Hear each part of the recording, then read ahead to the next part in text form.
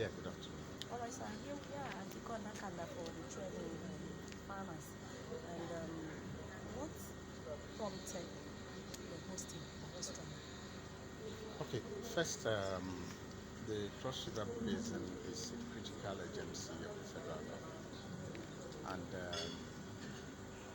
since the present administration came in 2015, precisely May, there's been commitment by the government to first diversify the economy. That's number one. Number two, the president had promised to create jobs for Nigerians. Number three, there's been this global expectation because after India exited the OD space, that is open defecation space, Nigeria became the country with the largest number of open defecation places. Now, the Cross River Basin being a critical component of the Federal Ministry of Water Resources has been mandated because looking at the ERGP, that is the Economic Recovery Growth Plan of the present administration, the river basin and indeed the water sector is considered enablers of the economy. And government has committed itself to creating jobs, increasing agricultural production and productivity. So this meeting actually is part of that commitment by the Cross River Basin Okay. to enable the economy, support the diversification of the economy, support the federal government and the president to achieve open defecation free by 2025. Okay, what is expected of the participants? First, this is like a movement. Every participant, every farmer who is participating in this meeting, every cooperator, representatives of cooperatives, farming groups, all the stakeholders will be mandated to go back home and run with the presidential directive on ODF, that's number one. Two, support federal government policy to create jobs and employment at local level. We don't want to be too scientific about these matters, just little things that can help young people earn income. Number three, we want to make sure that after this meeting, we work towards ending household poverty and hunger. It is doable. Countries have done it. I think that Nigeria can do it. Some years back, before 2015, the Chinese government moved over 600 million people out of poverty before the close of the MDGs. I think that these are things that Nigerians can do.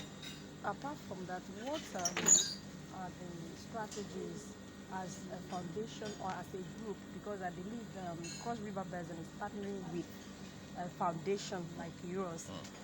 What is that foundation doing to ensure that to eradicate poverty? Well, we are partnering with the Cross River Basin. We offer technical support to what they are doing. We also facilitate processes such as this, working with other partners to bring resources together to make sure that we achieve those common objectives. So our job primarily, we do facilitation, we provide technical support. We also train the way we are doing now with them. We also pool resources together to support the attainment of these specific objectives. Yes. Do you think the aim of this meeting will be achieved at the end of the day? The answer is yes. Now, every meeting can only achieve its objective if there's a follow-up.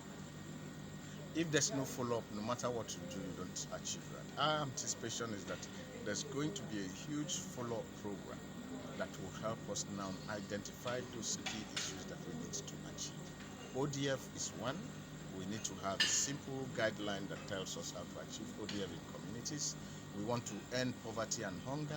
We're going to work to develop a simple roadmap that will show us how to end hunger, poverty in communities, and to take 100 million Nigerians out of poverty. So are these deadlines of achieving the ODF by 2025, are they already on ground? There's the national document on it. But every community, every state, every local government is to domesticate that because every community is peculiar.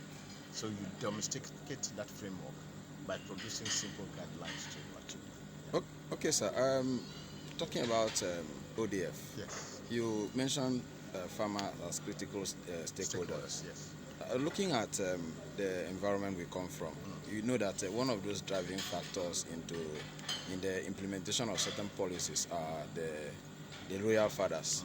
How well have you been able to caution them into implementing the ODF in their Okay, respective thank you very much. This meeting actually, we invited a number of traditional rulers to be part of this meeting. The paramount ruler for Akpabuyo, who is the host local government, and the chairman were both invited to this meeting. The role of the traditional institution for processes like achieving ODF is very, very critical. So that engagement process is going to have them play very significant roles, because they are custodians of processes in communities. We have traditional ways of enforcement. Where we have achieved ODF in Cross River State, some communities, the traditional institution invoked traditional laws on defaulters, and it worked. And I think that the role of the traditional rulers and then local communities is very, very important in this effort. Being very pragmatic here, Yes. you mentioned they were invited, but from a critical point of view, they are actually not present. How do you intend to follow this up? Well, I think that we have even discussed that a moment ago.